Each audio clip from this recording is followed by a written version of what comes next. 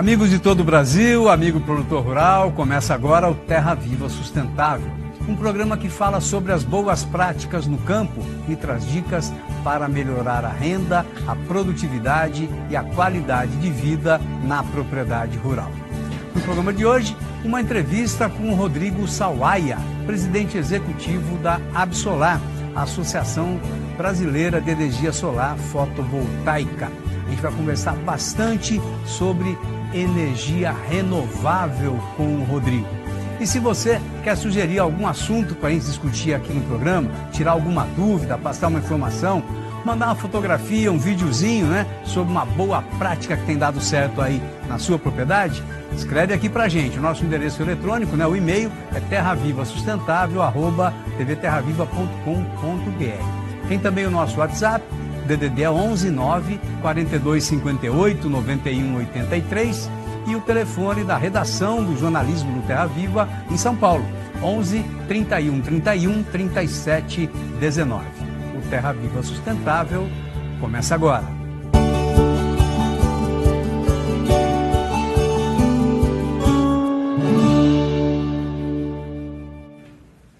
Muito bom, gente. Desde que o mundo é mundo, todo dia de manhã o sol nasce e aqui no nosso país a gente tem esse reatorzão ligado o ano inteiro, Praticamente em todas as regiões brasileiras a gente tem bastante sol.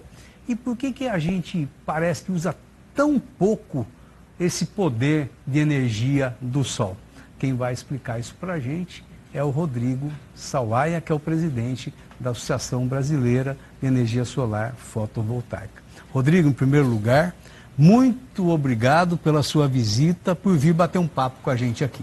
Tobias, é um prazer. Aproveito aqui também para deixar os meus cumprimentos a todos os agricultores que nos acompanham e espero poder compartilhar com vocês um pouquinho do nosso conhecimento e informação sobre esse novo mercado que está crescendo cada vez mais no Brasil, da energia solar fotovoltaica, e como o campo pode aproveitar essas tecnologias para não só melhorar a sua sustentabilidade, mas também gerar mais receita. Muito bom. Então, com a palavra, o presidente da AB Solar, por favor. Por que a gente demorou tanto assim para usar energia do solar? Pois é, a gente ainda não usa o quanto pode, Tobias. É muito tímido ainda, Ainda estamos, o Brasil, vamos dizer que ainda está mais ou menos uns 15 anos atrasado em comparação com o restante do mundo nessa área de energia solar fotovoltaica. Se eu puder começar explicando para o pessoal o que é energia solar fotovoltaica. Fica à vontade. Para quem não conhece essa tecnologia, é basicamente você utilizar o poder do sol, significa a luz do sol, para gerar energia elétrica. Sem nenhum motor, sem nenhuma parte móvel, não tem ruído, não tem barulho, não tem nenhum tipo de emissão ou poluição nesse processo. Esse sistema ele opera praticamente sem nenhum tipo de manutenção também, o que ajuda a reduzir a dor de cabeça dos agricultores, porque são sistemas que funcionam praticamente sozinhos, É um sistema que, ao gerar energia elétrica, ajuda também a trazer mais competitividade para o campo, porque essa energia muitas vezes é mais barata do que a energia que o agricultor poderia comprar da distribuidora, então ele já está economizando, e também é uma energia que ele sabe o preço dessa energia pelos próximos 25 anos, que é o mínimo que dura um sistema desses. Ele tem uma garantia de 25 anos do fabricante, é pouca coisa que a gente compra hoje em dia que dura tudo isso, na verdade, Tobias. Então, é uma grande possibilidade. Essa tecnologia, ela começou lá no passado, sendo utilizada especialmente nas áreas rurais do Brasil. Lá na década de 70... Onde começa no mundo? No mundo, o europeu, o americano, quem que... Foi primeiro Estados Unidos, os japoneses também investindo e um pouco os europeus. Quando que a gente começa a falar em energia solar no mundo? Os primeiros equipamentos eles foram desenvolvidos lá na década de 50 e, na verdade, eles não eram usados no planeta Terra, Tobias. Eles eram usados no espaço para gerar energia elétrica, para abastecer satélites. Então, primeiro foi a tecnologia espacial aí Exatamente. que provou essa tecnologia. E mostra como essa tecnologia é robusta, Porque um sistema para funcionar no espaço, ele precisa ser muito robusto. Muito bruto, Exatamente. Então, do espaço, a tecnologia ainda era cara naquela época, né? Do espaço, essa tecnologia foi melhorando a eficiência, foi também reduzindo o seu custo e gradualmente foi migrando para a terra. E aí na terra a gente começou usando essa tecnologia em ilhas, em comunidades isoladas, no interior dos estados, comunidades ribeirinhas, e com o tempo a tecnologia foi ficando cada vez mais competitiva e foi também começando a ser usada nas áreas urbanas, perto das redes elétricas. O Rodrigo, no nosso caso aqui no Brasil, eu acho que o que mais se popularizou foi o aquecedor solar, né? Primeiro, verdade. Né?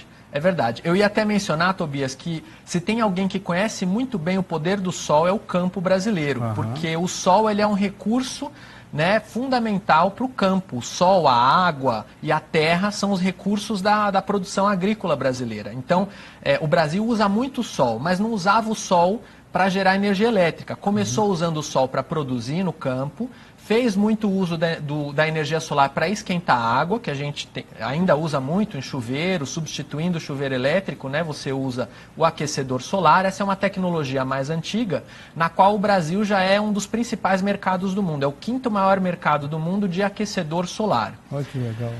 Só que na área de geração de energia elétrica, a gente ficou atrasado na história, né? Enquanto o mundo começou a investir mais nessa tecnologia lá na década de 70, em especial os Estados Unidos, países europeus e países asiáticos, o Brasil está começando a olhar para a energia solar a partir de 2012, foi quando a gente de fato começou a olhar. Por que demorou tanto assim, Rodrigo? Sendo que a gente é um país tropical cheio de sol. Pois é, o que não falta para a gente é recurso. O nosso recurso, Tobias, é um dos melhores do mundo para energia solar.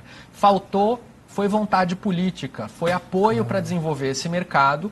Ele é um mercado que precisa de um envolvimento mais próximo do governo, precisa de políticas públicas, incentivos para poder se desenvolver, especialmente no começo. Então, vocês estão brigando agora para ter um programa nacional, né, de desenvolvimento da energia solar, né? Exatamente. A gente está trabalhando com o governo federal e estamos também ajudando os estados e os municípios que têm interesse em montar programas para incentivar o aproveitamento da energia solar para gerar energia elétrica. O pessoal do biodiesel e do etanol lutou durante anos aí para conseguir, né, um programa, e saiu agora o RenovaBio, que está ainda na construção das normas, né, um ajuste final. Eles estão... Será que vai demorar muito tempo também para sair do solar? A gente espera que não. A gente espera que não porque, primeiro, esse é um ano muito importante para fazer esse debate, porque é um ano de eleições, né? Então é importante e a gente tem trabalhado para que os candidatos incluam nos seus programas de governo a energia solar fotovoltaica como uma oportunidade estratégica.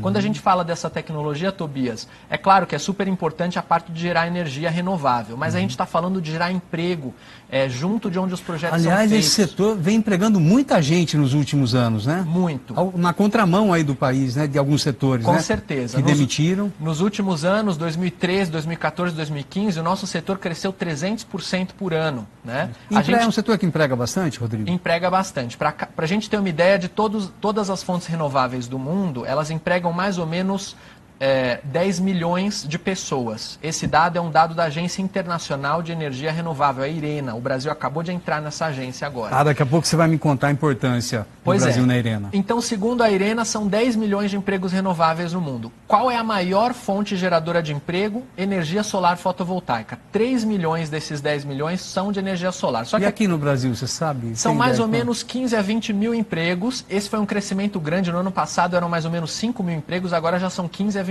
mil. Então a gente gerou por volta de 10 a 15 mil empregos em um ano aqui para o Brasil. E para os próximos anos, a gente tem um potencial grande de continuar crescendo, gerando emprego tanto na fabricação desses equipamentos, eles já são produzidos no Brasil, mas também em toda a parte de instalação dos sistemas, operação, manutenção e outros serviços que fazem parte desse mercado. Que legal. Rodrigo, vamos explicar um pouquinho como é que funciona essa energia aí. Então, a gente tem a placa solar, né, que fica lá exposta no sol. Aí, essa placa, ela transforma isso em energia elétrica. Pode guardar numa bateria? Tem como armazenar? Sim, na verdade, você pode armazenar. O problema de armazenar é que a bateria é cara, né? Então, qual é a vantagem? Lá em 2012, eu mencionei que o Brasil começou a investir nessa tecnologia mais em 2012. O que aconteceu de importante lá, Tobias? A gente montou uma regra nova, estruturou-se uma regra nova para o setor da Agência Nacional de Energia Elétrica, que permite que qualquer consumidor, seja um agricultor no campo, seja uma empresa, seja até uma escola, por exemplo, do governo, ou uma pessoa na sua casa, pode gerar energia renovável, por exemplo, com um sistema fotovoltaico no seu telhado, né? Consumir essa energia que ele gerou, e se você gerar mais energia do que você precisou, você pode injetar essa energia na rede, quer dizer que você está disponibilizando essa energia para o seu vizinho, né, para uma escola ali do lado, para o seu bairro. A gente até fez essa reportagem aqui na USP, teve uma reunião quando saiu essa resolução, certo. E o pessoal da Faculdade de Engenharia lá, até eles lançaram na época um simulador para fazer a conta, né, de quanto que dá para economizar, eu lembro disso aí. Exatamente, então com isso os consumidores eles podem economizar. E se você gerar mais energia do que você consumiu, você pode injetar essa energia na rede, né? Você disponibiliza ela para a rede e você ganha um crédito de energia. Não é dinheiro, é um crédito que você pode abater do seu consumo. Então, de uma certa forma, é uma forma importante de economizar energia e de, consequentemente, economizar dinheiro, né? Ótimo. Essa mudança permitiu que esse mercado começasse a crescer, lá em 2012. Então, de lá para cá, o mercado mudou no Brasil. A gente tem agora os sistemas conectados na rede elétrica, não precisa mais da bateria, por isso que eu falei desse mercado. Então, a gente tira todo o custo da bateria, que antes você precisava da bateria, isso já some. Isso ajudou a reduzir o custo pela metade dos sistemas. Né? Sem a bateria, se você não conseguir produzir a energia que você precisa, não tem problema, você usa a rede elétrica, você continua trocando com a rede elétrica. Mas, por exemplo, eu digo, aquela plaquinha que acende um poste, Certo. ela tem uma bateriazinha? Normalmente sim, ela tem uma bateria, então o próprio poste tem uma bateria ou lá em cima, protegido, ou na base do poste, embaixo da terra, né? E esse poste ele funciona sem nenhuma fiação, ele não está conectado na rede. A gente, por exemplo, no campo é muito comum a gente ver cerca elétrica, né, movida a energia solar, e também para tocar bomba d'água, né? Tem muita aplicação, pequena. Tem o bombeamento de água, irrigação, agora a gente tem pivôs de irrigação usando energia solar também, exatamente. Né? Tem a cerca elétrica para o gado ou para outra criação animal. Você pode usar essa energia para refrigeração de leite. Você pode usar essa energia para produzir gelo também. Né? Mas isso aí tem sempre uma bateria, ou não? Não necessariamente. Não. Por exemplo, a bomba de irrigação, quando tem sol, ele bombeia. Aí você guarda, por exemplo, uma caixa d'água. Quando está de noite, para de bombear. Então, você usa o sistema sem bateria nenhuma. Perfeito. Né? Então é direto usando de dia. Aproveita ela durante o dia. Aí à noite usa uma outra fonte. Aí à noite você pode usar uma outra fonte. Exatamente. Que o legal é a gente ter várias fontes, né? Para usar em determinado período do dia ou do ano até, né, Rodrigo? Exato. Isso que é interessante, né? Um problema que a gente tem aqui no Brasil, cada vez mais, Tobias, por conta da mudança do clima que está acontecendo no mundo, o agricultor é um dos primeiros a sentir isso, né? E como? Está mudando o regime de chuvas. Então está chovendo de uma forma diferente, numa quantidade diferente. E por conta disso, a gente tem cada vez mais usado a água que antes era usada de uma forma, né, sem muito controle, a gente tem se preocupado mais com isso. O Brasil ainda usa muito dessa água para gerar energia elétrica. Né? Então, muito da nossa geração de energia elétrica... Né? Exatamente, ela vem de hidrelétricas. Né? E o problema é que, como está chovendo menos, a gente está tendo menos água disponível para isso, né? Continuamos usando a água fundamental no campo, para abastecimento da nossa população, nas cidades também. E aí, o que o Brasil tem feito como alternativa? A gente está fazendo uso de termoelétricas, né? Ou seja, geração de energia elétrica com diesel, com petróleo, com gás e até com carvão. Né? O que não é legal, né? O que não é bom para a saúde da população, gera resíduos, aumenta os gases de efeito estufa que prejudicam o clima ainda mais. Então, para a gente reduzir esse impacto, a gente pode usar mais fontes renováveis, diversificar a nossa, colocar, vamos dizer, ovos em outras cestas, né? Não colocar todos os ovos numa cesta só. Então a gente diversifica. A energia solar é uma fonte nova que ainda representa menos de 1% da matriz brasileira, então tem muito espaço, Tobias, para essa fonte crescer. A gente acha que até 2030 ela vai representar 10% da energia do Brasil. Daqui a pouquinho você fala desse potencial. Pode ser? Claro. Rápido intervalo, a gente já volta já com o Rodrigo Sawaia falando sobre energia solar. Logo depois do intervalo.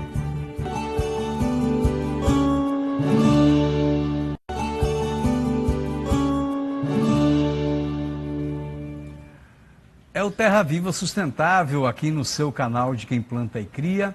Hoje batendo um papo com o Rodrigo Sawaia, que é presidente da AB Solar, Associação Brasileira de Energia Solar Fotovoltaica. E o Rodrigo conhece bastante essa área aí, então está explicando para a gente como é que isso funciona, os benefícios da energia solar. Ô Rodrigo, então você tocou no bloco anterior aí no potencial brasileiro. Sempre que eu penso no potencial brasileiro do uso de energia solar, eu de novo volto com aquela pergunta, né? Por que a gente usa tão pouco essa energia?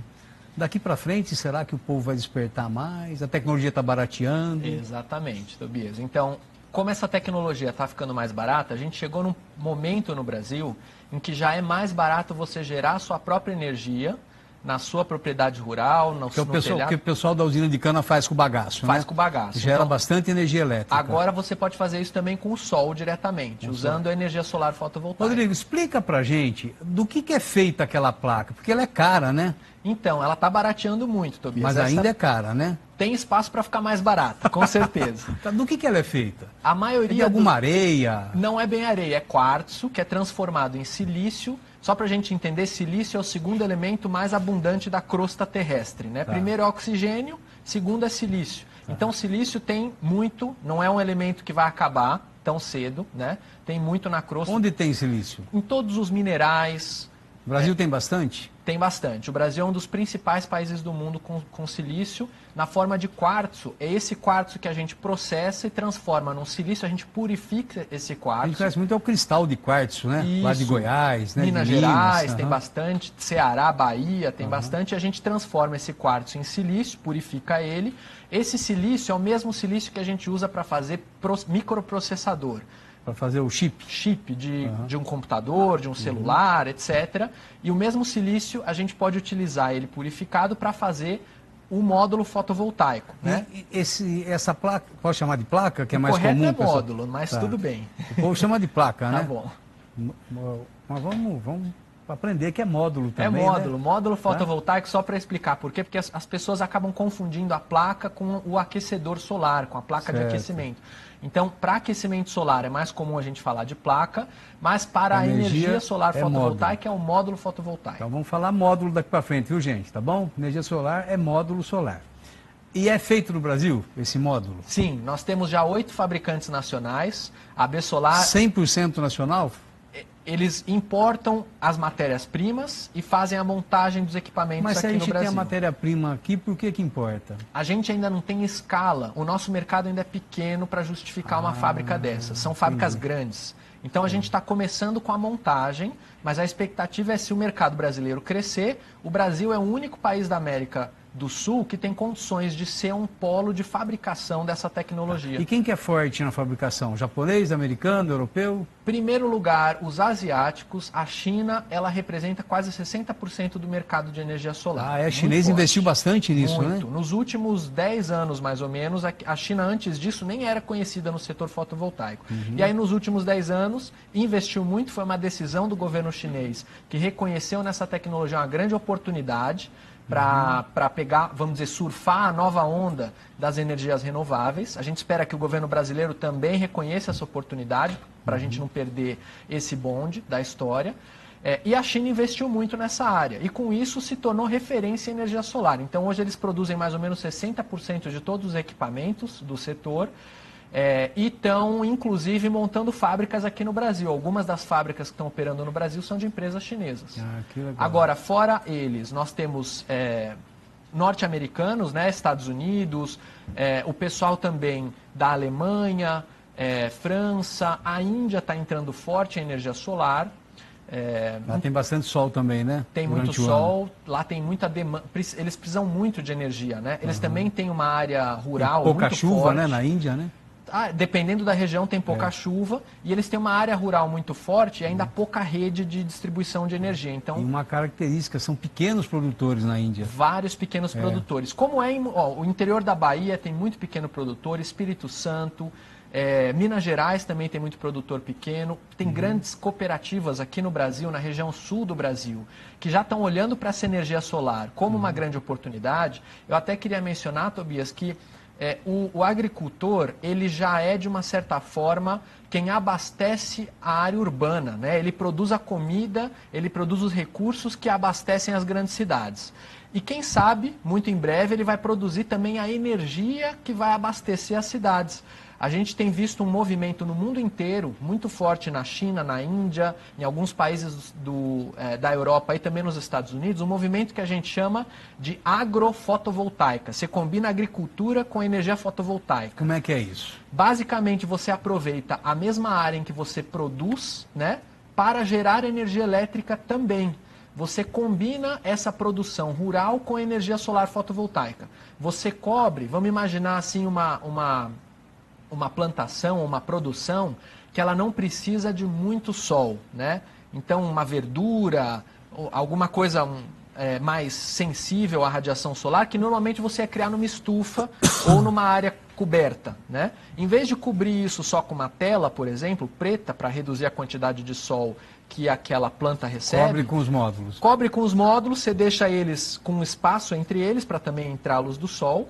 E aí você gera energia elétrica e você produz lá embaixo também. Então, por isso que o pessoal de galpão aviário, de granja de suíno, tem adotado bastante esses módulos. Eles estão começando a usar isso também porque eles têm uma questão muito importante de autonomia energética, segurança energética. Quando acaba a energia elétrica no aviário, eles têm um risco muito grande de perder milhares de animais. Aconteceu agora, Rodrigo, no começo do ano. Um monte de frango morreu aí porque acabou a energia e os ventiladores pararam. Exatamente. Alta temperatura do verão. Seja por conta de muito calor ou por conta de muito frio, às vezes também, no sul. no inverno. Você tem essa produção morrendo, que é muito ruim para o produtor e péssimo também. Prejuízo, né? Prejuízo na veia do produtor e péssimo para a própria sociedade, que fica desabastecida, o preço do frango sobe, etc.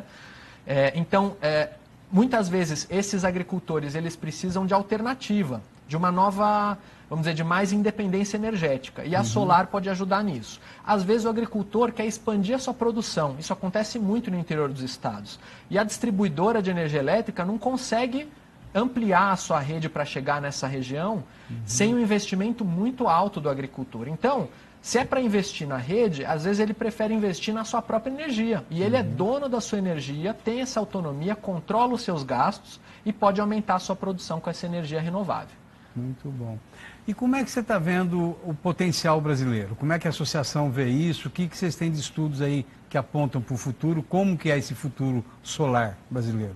Bom, o Brasil ele é um país solar, com certeza. E a gente tem condições de ser um dos principais mercados dessa energia solar fotovoltaica.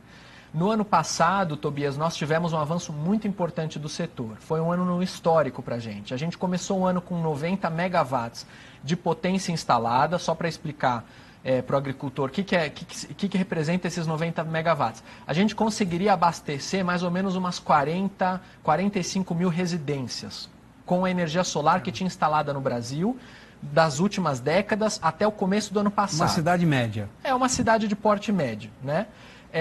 No final do ano passado, a gente cresceu 11 vezes, mais de 11 vezes no ano. Então, fechamos o ano com 1.100 megawatts operacionais. Olha que é o legal. Suficiente para abastecer mais ou menos 500 mil residências, 2 milhões de pessoas. E como é que está esse mapa? Não vou pedir para você falar do mapa do Sol, mas do mapa dos módulos. Onde é que tem mais aqui no Brasil? Por enquanto, quem que está adotando mais? Por enquanto, por conta de grandes usinas que estão avançando por conta do leilão, o governo federal ele faz leilões de energia e compra energia em grande escala. Essas grandes usinas elas estão sendo mais colocadas no Nordeste, no Sudeste, em especial norte de Minas Gerais, norte do estado de São Paulo também está muito forte a energia solar, e um pouco no Centro-Oeste agora está entrando também, né? Então, essas são as regiões que tem mais. Mas, fora essas grandes usinas, a gente tem o que a gente chama de geração distribuída solar fotovoltaica, que são esses sistemas nos telhados das residências, nos comércios, nas indústrias, nas áreas rurais. Isso está crescendo bastante. Está crescendo bastante. Isso no ano passado cresceu mais ou menos 150% no ano, que é um crescimento forte. O Brasil já investiu mais de bilhão de reais nessa área de geração distribuída solar fotovoltaica e mais de 4 bilhões de reais nas grandes usinas de energia solar. Então é um mercado bilionário que está crescendo, né? Claro que não é do tamanho do mercado do agronegócio ainda, mas está crescendo muito e que pode trabalhar em conjunto com o agronegócio como uma nova oportunidade de gerar renda e de reduzir custo para o campo. Essa parceria com o agro, Rodrigo, ela é o quê? Muito em cima das instalações, é isso? Se pensa muito nisso? Se pensa no uso dessa tecnologia, seja junto, por exemplo, de um galpão, numa residência na área rural, numa área degradada que você pode usar a energia solar para aproveitar aquela área degradada, né? Um pasto improdutivo, uma área improdutiva que você reaproveita para gerar energia solar. Aí instala os módulos lá nessa Você área? instala os módulos lá com uma empresa que vai ajudar você a fazer esse projeto, instala os módulos lá e aí você pode consumir essa energia para o próprio produtor.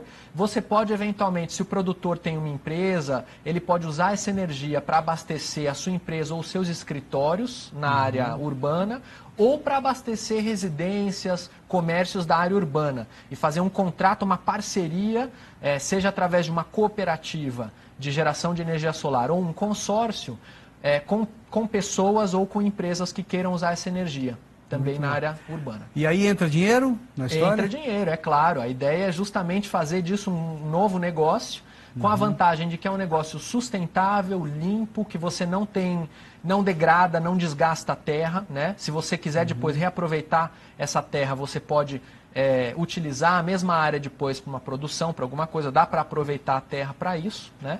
Tem muita gente fazendo a combinação também da energia solar com a criação animal, então você pode fazer Dá para deixar a boiada andando por ali. Ou ovinos, né? Então, carneiros, ovelhas, Cabra. etc. Cabra que você pode aproveitar e trabalhar em conjunto com essa energia solar. Que legal, muito bom. Rodrigo, vou fazer mais uma paradinha, pode ser? Vamos lá. Já já a gente continua batendo um papo aqui sobre energia solar. Já já.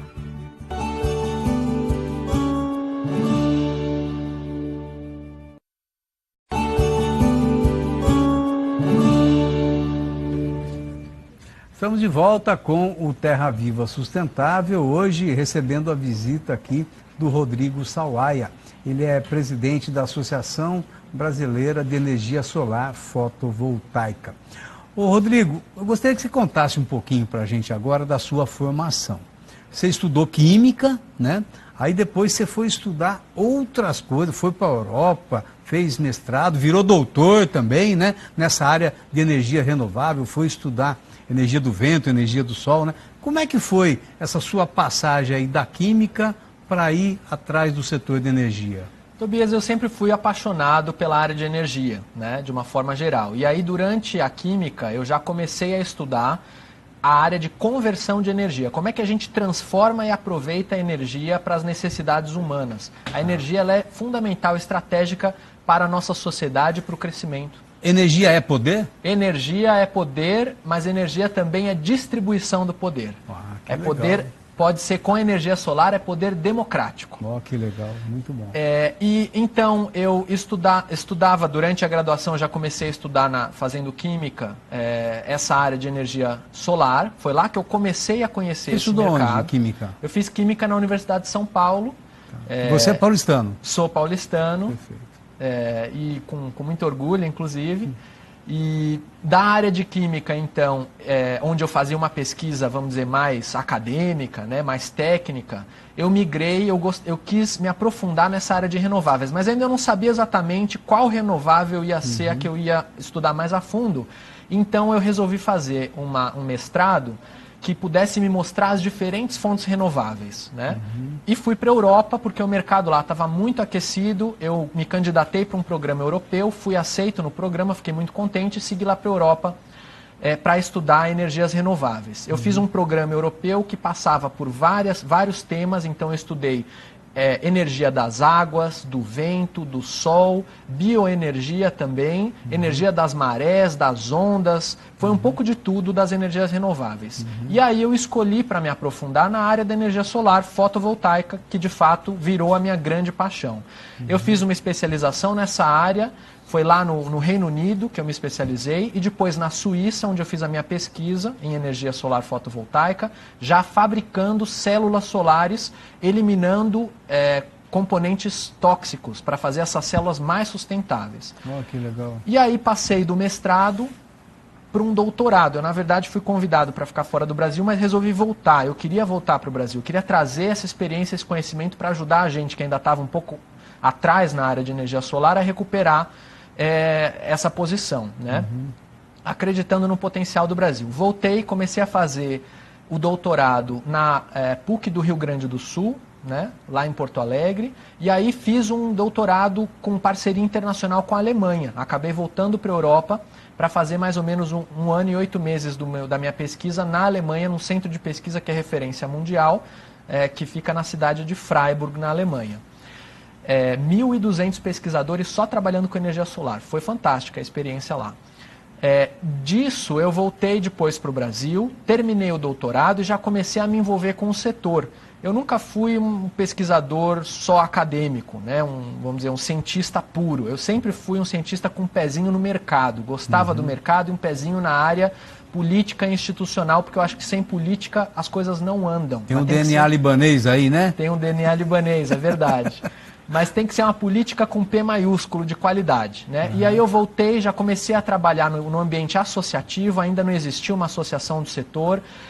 Eu fui convidado por outras empresas para a gente juntos montar uma entidade para o setor. E aí surge a associação. Aí começou o trabalho da Besolar. Começamos com 9 fundadores, hoje já somos 215 empresas do setor, crescendo ano a ano. Aproveito para convidar as empresas que tiverem interesse em participar da Besolar, venham somar forças conosco para ver o Brasil cada vez mais conectado à energia solar fotovoltaica. E daí o trabalho continuou, a gente tem mantido um diálogo muito positivo e construtivo com o governo federal, com estados, com municípios. Já fizemos...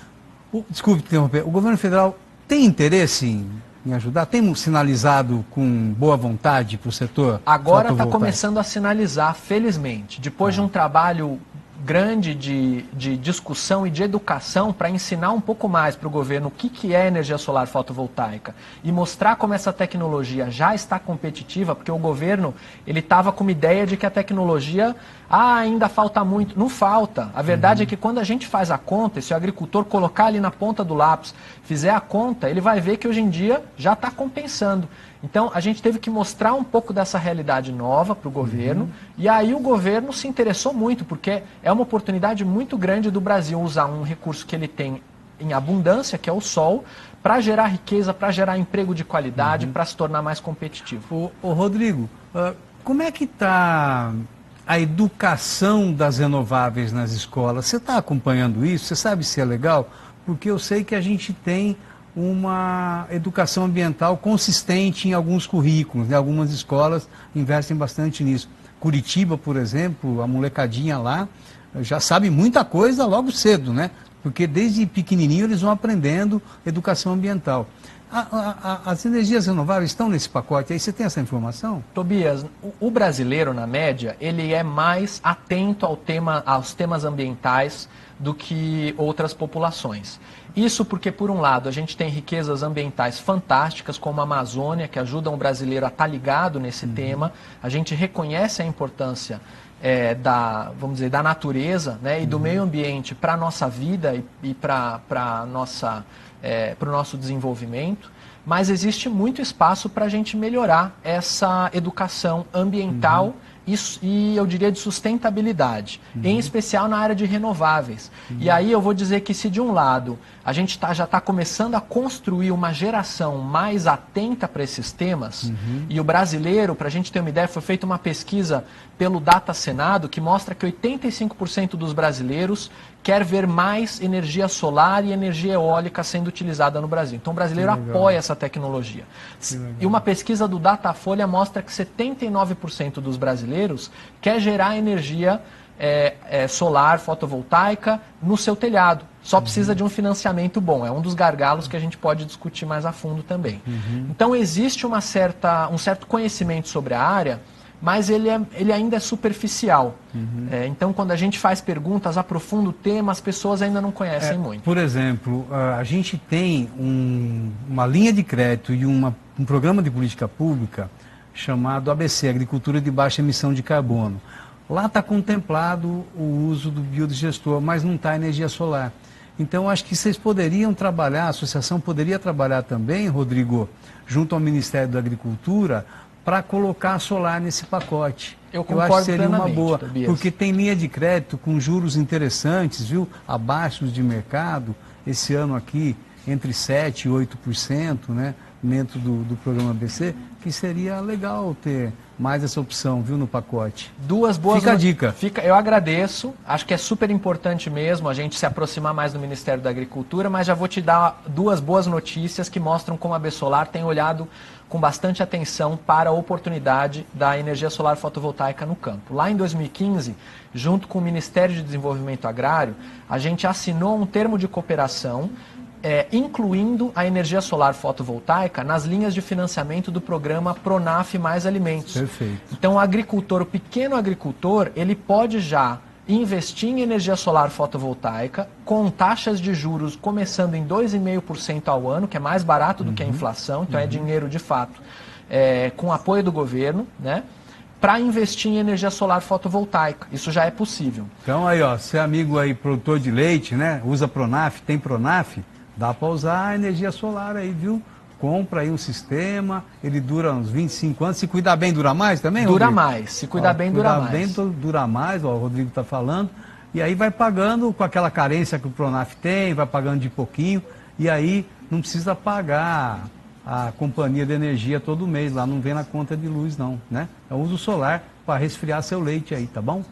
E, além disso, ano passado, Tobias, a gente construiu em conjunto com o Banco do Brasil. O Banco do Brasil lançou um programa muito importante que chama BB Agroenergia. Esse programa tem 7 linhas de financiamento, justamente para os agricultores de todos os portes, aí é o pequeno, médio, grande agricultor e também a cooperativa agrícola. Para comprar equipamento. Para comprar equipamento e sistema para gerar energia renovável. Pode ser solar, pode ser eólica, pode ser hídrica, pode ser biomassa, tá tudo. Você tem de cabeça alguns valores para dar para a gente aí? Por exemplo, para uma pequena propriedade, para tocar lá a geladeira de leite, o tambor de leite, quanto custaria esse sistema? Vai depender, mais ou menos. Vai depender muito da escala, mas eu posso te dizer o seguinte, a energia solar ela é modular, então você pode fazer ela do tamanho da necessidade do agricultor. Dá para começar com mais ou menos 5 a 10 mil reais, dá para começar bem pequeno, e você pode subir a escala desse sistema até 1 milhão, 2 milhões, 5 milhões de reais, dependendo de quanto você precisa de energia. E dá para ir aumentando também, devagar, você pode aos pouquinhos aumentando esse sistema. O módulo aceita isso? Aceita. Você ir ampliando ele? Aos poucos, pode sem problema nenhum. Até para o agricultor isso é muito comum. O agricultor primeiro faz o investimento para conhecer a tecnologia, vamos ver se esse negócio funciona de verdade, né? Porque o agricultor gosta de ter certeza de que aquilo funciona. Ele é precavido, né? Precavido, tem que ser, né?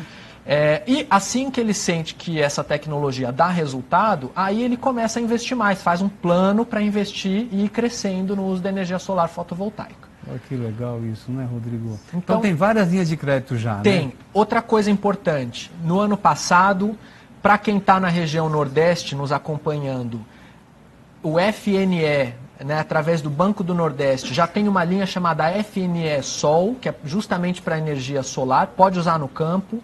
Na região Norte, o Banco da Amazônia tem o FNO Energia Verde, que é para gerar energia renovável, também pode usar no campo. Com solar? Com solar, com eólica, pode usar várias fontes renováveis. E no Centro-Oeste, nós temos o FCO, né, que é o Banco do Brasil que disponibiliza esse recurso. Fundo Constitucional para o Desenvolvimento do Centro-Oeste. Do Centro-Oeste. Pode ser utilizado. FCO. Exatamente. Juros bem baixinhos. Juros baixinhos. Então, isso tudo está entrando na pauta do solar. A gente foi construindo essa pauta junto com os bancos, desde lá do começo da BSolar, em 2013, e agora estamos muito contentes de já contarmos no Brasil, Tobias, com mais de 60 linhas de financiamento para energia solar. Que beleza, eu não sabia disso não, viu? E acho que muita gente não sabe também, né? Muita gente não sabe, então a gente precisa compartilhar. Mas eu digo que a gente ainda tem um desafio grande, que é levar a energia solar para a pessoa física.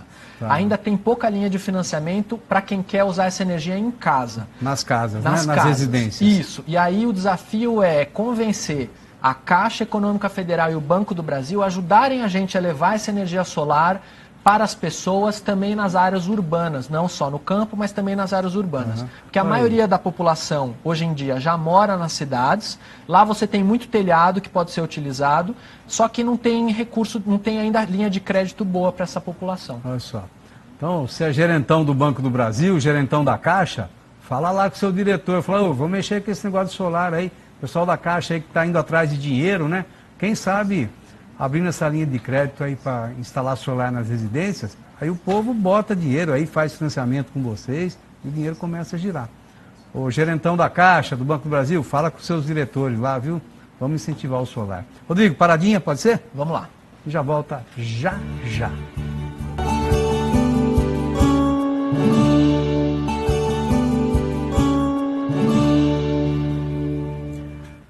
E a gente está de volta com o Terra Viva Sustentável, hoje com o tema energia solar e energia solar fotovoltaica, né? O sol para a gente transformar em energia e usar lá no sistema de irrigação, usar para esquentar água também, né? E como que a gente pode trabalhar melhor isso. Eu estou recebendo aqui no estúdio o Rodrigo, que é o presidente da Associação Brasileira de Energia Solar Fotovoltaica.